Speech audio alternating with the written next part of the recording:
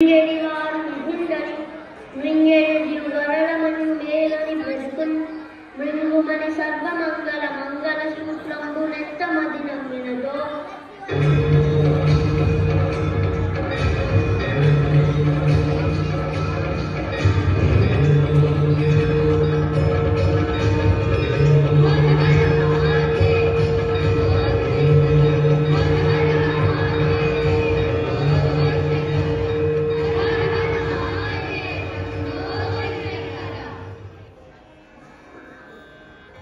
హాలాహల భక్షణ కథ హేలాగతి విన్న ప్రాయణ నిబఠింపన్ వ్యాలానల వృష్టికముల పాలైచర రక్తి జనుల భయ విరహితులై.